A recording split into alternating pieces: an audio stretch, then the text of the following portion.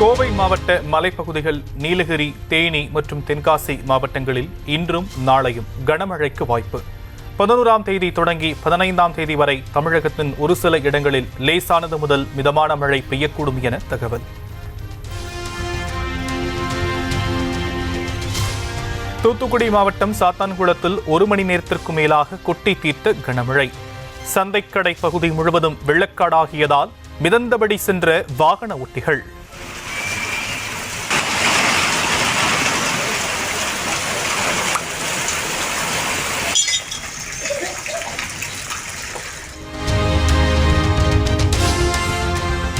தமிழகத்தில் அதிகபட்ச வெப்பநிலை 2 முதல் 3 டிகிரி செல்சியஸ் வரை படிப்படியாக உயரக்கூடும் என வானிலை மையம் கணிப்பு. அதிக வெப்பநிலையும் அதிக ஈரப்பதமும் இருக்கும் போது தமிழகத்தின் ஒரு சில பகுதிகளில் அசௌகரியம் ஏற்படலாம் எனவும் தகவல்.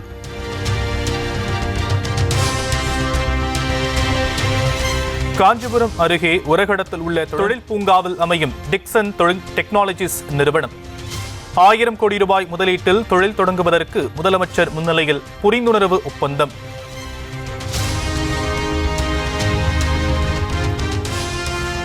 நாளை இரவு சென்னை வருகிறார் மத்திய உள்துறை அமைச்சர் அமித் ஷா. ஐடிசி கிராண்ட் சோழா ஹோட்டலில் இருந்தபடி ஆலோசனை நடத்த திட்டம்.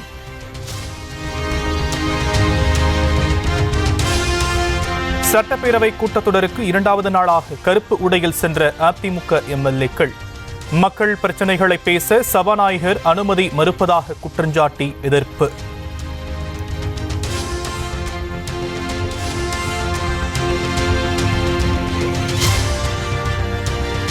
சட்டவிரோத மது விற்பனை தொடர்பாக சகோதரர் மீது பொய் வழக்கு என புகார். நடுக்காவேரி காவல் நிலையம் முன்பாக சகோதரிகள் விஷம் குடித்த சம்பவத்தில் பகீர் தகவல்.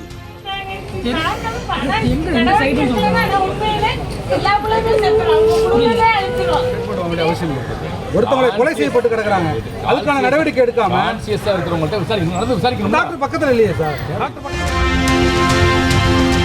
மறைந்த காங்கிரஸ் மூத்த தலைவர் குமரி அனந்தனுக்கு தமிழ்நாடு சட்டப்பேரவையில் இரங்கல். அனைத்து உறுப்பினர்களும் எழுந்து நின்று 1 நிமிடம் மௌன அஞ்சலி. இரங்கல் தீர்மானத்தை நிறைவேற்றும் முகத்தானும் மறைந்த இப்பெருந்தகைக்கு மரியாதை செலுத்தும் வகையிலும் மாண்புமிகு உறுப்பினர்கள் அனைவரும் எழுந்து நின்று 2 மணித்துளிகள் அமைதி காக்குமாறு கேட்டுக்கொள்கிறேன்.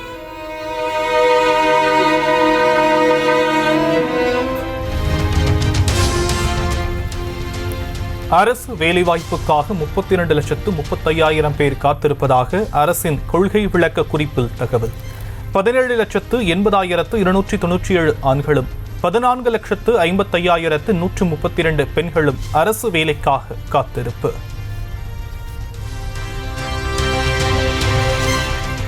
இரண்டு ஆண்டுகளாக தலைமறைவாக இருந்த செந்தில் பாலாஜியின் சகோதரர் அசோக் குமார் நீதிமன்றத்தில் ஆஜர்.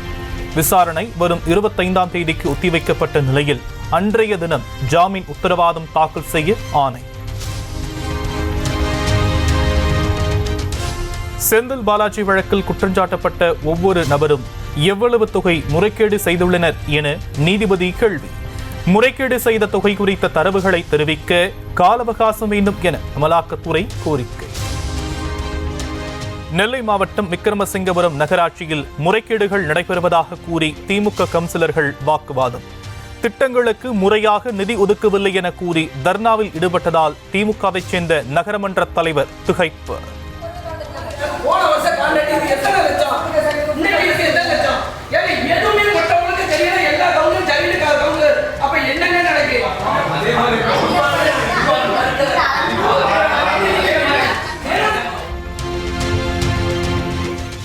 சேதமடைந்த பயிர்களுக்கு நிவாரணம் கோரி மயிலாடுதுறையில் தலைமை அஞ்சல் அலுவலகம் முன்பாக விவசாயிகள் போராட்டம்.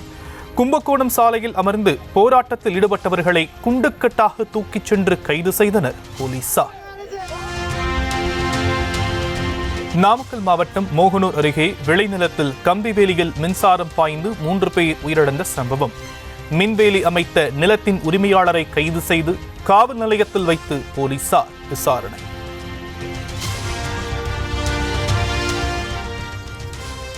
கிப்லி ஆபத்துகளை பயனாளர்கள் குறைத்து மதிப்பிட்டுவிடக்கூடாது.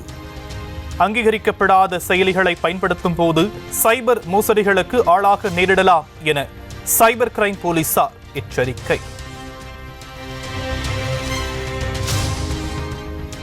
கள்ளக்குறிச்சி மாவட்டம் கெடிலம் பகுதியில் சென்ற அரசு பேருந்தில் ஏறிய டிக்கெட் பரிசோதகர் பேருந்தில் பயணிகள் குறைவாக இருப்பதாக கூறி நடத்துனரிடம் வாக்குவாதம். சக்கர வேலை மட்டும் பாருங்க. சட்டையை பிடிக்க யார் சார் உங்களுக்கு ஏன் நீங்க சட்டையை பிடிச்சிக்கல? சட்டையை பிடிச்சி இருக்கல, நீங்க சட்டையை பிடிச்சி இருக்கல, எப்படி இப்படி நெட்டி தள்ளுறோம்? அப்புறம் சட்டையை பிடிச்சி தான் இறந்து தள்ளுவோம் தான். எதுக்கு நீங்க சட்டையை பிடிச்சி இருக்கிறீங்க? உங்களுக்கு யார் அதிகாரம் கொடுத்தா?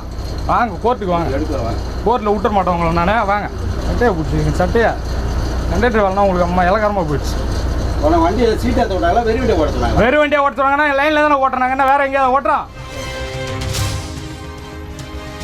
சென்னையில் ஆபரண தங்கத்தின் விலை ஒரே நாளில் 2 முறை உயர்வு. தங்கம் விலை சவரனுக்கு 1480 ரூபாய் உயர்ந்து 67,280 ரூபாய்க்கு விற்பனை. திருப்பதி பகாலா காட்பாடி இடையிலான ரயில் பாதையை இரட்டை வழித்தடமாக மாற்ற மத்திய அமைச்சரவை கூட்டத்தில் ஒப்புதல். 104 கிலோமீட்டர் தொலைவிலான பாதை 1332 கோடி ரூபாய் மதிப்பீட்டில் இரட்டை வழித்தடமாக மாற்றப்படும் என அறிவிப்பு.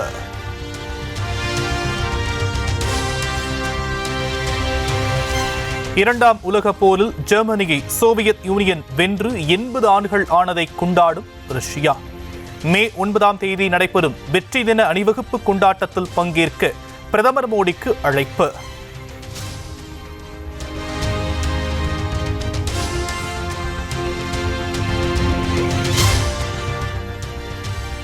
வங்கிகளின் குறுகிய கால கடனுக்கான ரெப்போ வட்டி விகிதத்தை 0.25% என மேலும் குறைத்தது ரிசர்வ் வங்கி. 6% நிர்ணயம் செய்யப்பட்டுள்ளதால் புதிதாக பெறக்கூடிய வீடு மற்றும் வாகன கடன்களுக்கான இஎம்ஐ குறைய வாய்ப்பு. நாடு முழுவதையும் பிரதமர் மோடி விரைவில் விற்றுவிடுவார் என காங்கிரஸ் தலைவர் மல்லிகார்ஜுன கார்கே குற்றச்சாட்டு. தனியாரிடம் விமான நிலையங்கள், துறைமுகங்கள், கனிம சுரங்கங்கள் தாரை வார்க்கப்படுவதே அதற்கான எடுத்துக்காட்டு எனவும் சாடல்.